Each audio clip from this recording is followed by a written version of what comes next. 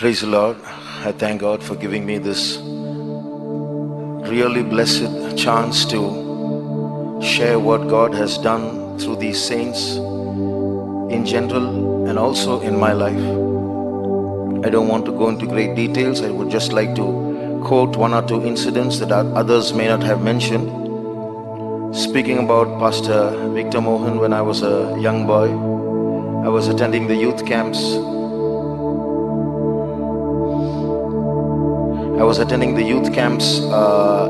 In Irumbalur. நான் வாலிப பையனா இருந்தபோது இரும்பலூரில் நடக்கிற வாலிபர் கூட்டங்களில் நான் கலந்து கொள்வதுண்டு. Pastor Victor Mohan was my group leader. Pastor Victor Mohan அவர்கள் எனக்கு group leader-ஆக குழு தலைவராக இருந்திருக்கிறார். And the words he spoke were very very precise and full of wisdom.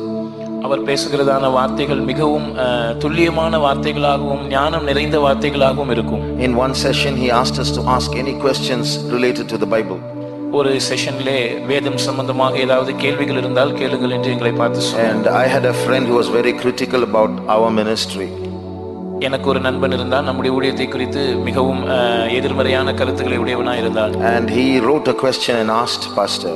அவன் ஒரு கேள்வியை எழுதி பாஸ்டர் அவர்களிடத்தில் கேட்டான். And said, the early disciples were very poor, but you servants of God are having so much of money. What is this? What kind of ministry is this? ஆதி அப்போஸ்தலர்கள் மிகவும் தரித்திரத்தில் வாழ்ந்தார்கள், ஆனால் இப்பொழுது நம்முடைய ஊழியக்காரர்களிடம் அதிகமாக பணம் இருக்கிறது, இதெல்லாம் என்ன என்று கேட்டிருந்தார். And pastor gave an answer. This answer he gave was about 35 years ago, and I still remember the answer. 35 வருடங்களுக்கு முன்பாக நடந்த சம்பவம் இது. பாஸ்டர் அதுக்கு ஒரு பதில் கொடுத்தார். இன்றைக்கும் எனக்கு அந்த பதில் ஞாபகம் இருக்கிறது. He said, I may have a lot of money in my purse. என்னுடைய பர்ஸ்ல ஒருவேளை அதிகமான பணம் இருக்கலாம். I cannot touch any of it for my personal needs. ஆனால் அதிலே ஒரு காசையும் கூட என்னுடைய சொந்த தேவைகளுக்காக என்னால் தொட முடியாது என்று சொன்னார். To do my ministry, I can use this for petrol for my car. என்னுடைய ஊழியங்களை செய்வதற்காக என்னுடைய காருக்கு பெட்ரோல் போடுவதற்காக வேண்டுமானால் நான் இதை பயன்படுத்திக் கொள்ளலாம். I can build a building in the church. சபைக்கு ஒரு கட்டடம் கட்ட அதை பயன்படுத்தலாம். Then he took a pen in his hand and he showed, but to have a pen like this, I can't use this money for my personal needs. I need to wait upon God by faith. ஆனால் தன்னுடைய கையில் இருந்த பேனாவை எடுத்து காண்பித்து, இப்படி ஒரு பேனாவை வாங்க கூட நான் இதை என்னுடைய தனிப்பட்ட தேவைகளுக்காக இந்த காசை பயன்படுத்த முடியாது, நான் கர்த்தரிடத்தில் அதற்காக காத்திருந்து தான் பெற்றுக்கொள்ள வேண்டும் என்று சொன்னார். So then he asked, who is the real poor man? The poor man on the street or people like us? அப்பொழுது திருப்பி அந்த பையனை பார்த்து கேள்வி கேட்டார். உண்மையில் யார் ஏழை என்று சொல்லுங்கள், யார் தரித்திரர் என்று சொல்லுங்கள், தெருக்களில் இருக்கிற பிச்சைக்காரர்களா அல்லது எங்களை போன்ற ஊழியர்களா என்று கேட்டார். The poor man has the right to use the little money that he has, but we don't have the right to use any money that we have for our personal needs. ஒரு ஏழை மனிதன் அவனிடத்தில் இருக்கிற கொஞ்சம் பணத்தை தனக்கு தேவைக்காக பயன்படுத்தக்கூடிய உரிமை அவனுக்கு இருக்கிறது, ஆனால் ஊழியர்களாக எங்களுக்கோ எங்களுடைய தனிப்பட்ட தேவைகளுக்காக எந்த காசையும் பயன்படுத்த அனுமதி இல்லை என்று சொன்னார். Many years later, when we used to go around for this orientation programs, பல வருடங்கள் கழித்து வாலிபர் கூட்டத்தின் ஓரியன்டேஷன் ப்ரோக்ராமுக்காக நாங்கள் பல இடங்களுக்கு செல்லும்போது, many years ago I was sitting as his student and he was my group leader. Years later he was writing notes and it was greatly embarrassing, and I really humbled myself to see the humility of such a saint. நான் வாலிபனாக இருந்தபோது நான் அவருடைய மாணவனாக வகுப்பில் உட்கார்ந்திருப்பேன். அவர் எனக்கு வேத பாடம் கொடுப்பார். ஆனால் வருடங்கள் கழித்து நாங்கள் பேசுவதை அவர் குறிப்பிடுத்தி கொண்டு ஒரு சின்ன மாணவனை போல குறிப்பிடுத்திக் கொண்டிருப்பார். இப்படிப்பட்ட ஒரு மிகப்பெரிய பரிசுத்தவானுக்கு முன்பாக அது ஒரு தர்ம சங்கடமாக இருக்கும். என்னை மிகவும் தாழ்த்தி நான் இதை சொல்லுகிறேன். He was so faithful that he would write all the notes and every detail, every sentence that we speak and present it just like that. அவர் எந்த அளவுக்கு உண்மை உள்ளவராக இருந்தார் என்று சொன்னால், அவர் நோட்ஸ் எழுதும் போது பேசப்படுகிற ஒவ்வொரு வார்த்தையும் அவர் குறிப்பிடுத்து அதை அப்படியே வாலிபர்களுக்கு சொல்லிக் கொடுக்கக்கூடியவராக இருப்பார். A word about Pastor THAVEEDHU. தாவீது பாஸ்டரை குறித்த ஒரு வார்த்தை. He was also a man of God whom I was acquainted with for quite a few years. சில ஆண்டுகளாக நான் நெருங்கி பழகின ஒரு தேவனுடைய மனுஷனாக அவர் இருந்தார். Recently I came to know how he was able to give personal attention to believers.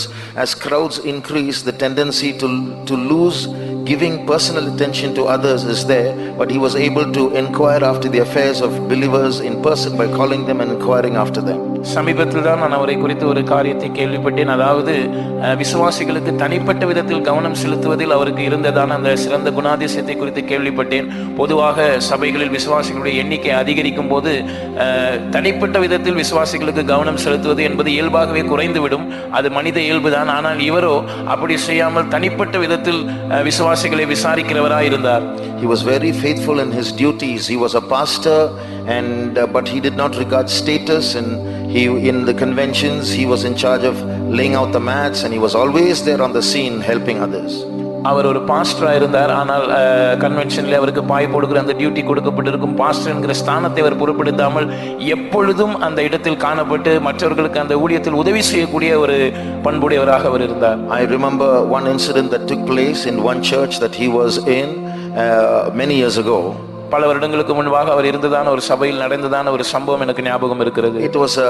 It was a Saturday evening, and a woman was brought in, a new soul, an unsaved sister. She was brought into the faith home where he was, and she had a serpent spirit in her. அது ஒரு சனிக்கிழமை மாலை கூட்டமாக இருந்தது. ஒரு ரட்சிக்கப்படாத சகோதரி அந்த கூட்டத்துக்கு கொண்டு வரப்பட்டார்கள். அவர்களுக்குள்ளே அந்த சர்ப்பத்தின் ஆவி இருந்தது. She swayed like a serpent, hissed like a serpent, and came in like that, writhing and wriggling like a serpent. பாம்பை போல ஊர்ந்து கொண்டு, பாம்பை போல சத்தம் போட்டுக்கொண்டு, பாம்பை போல நெளிந்து கொண்டு அவர்கள் முன்னேறி வந்தார்கள். And after the starting meeting was over, under the mat there was a real snake. அந்த காத்திருப்பு கூட்டம் முடிந்த பிற்பாடு பாயின் கீழே ஒரு உண்மையான பாம்பு காணப்பட்டது. They killed it. அதை அவர்கள் கொன்றார்கள். After some time they found another snake. கொஞ்ச நேரம் கழித்து இன்னொரு பாம்பு கண்டுபிடிக்கப்பட்டது. They killed it. அதையும் கொன்றார்கள். To make a long story short, in a span of few hours before the Sunday morning service started, they killed more than 150 snakes in that faith home.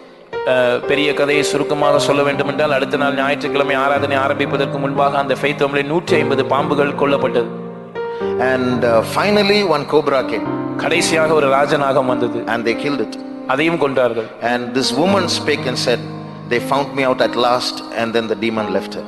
இந்த பிசாசு பிடித்த சகோதரி இப்படி பேசினார்கள், கடைசியாக என்னை கண்டுபிடித்து விட்டார்கள் என்று சொல்லி அவர்களுக்குள் இருந்த பிசாசு போய்விட்டது. So God was able to use him to drive out many spirits. God gave him that gift, and many were delivered by the power of God that was manifest through him. கர்த்தர் அவருக்கு அந்த வரத்தை கொடுத்திருந்தார். பல ஆவிகளை துரத்தக்கூடிய கிருபையை, அபிஷேகத்தை கொடுத்திருந்தார். அவர் மூலமாக அநேகர் விடுதலை பெற்றிருக்கிறார்கள். Although questions might linger in our minds as to why this happened in such a manner, there is one thing that we must know.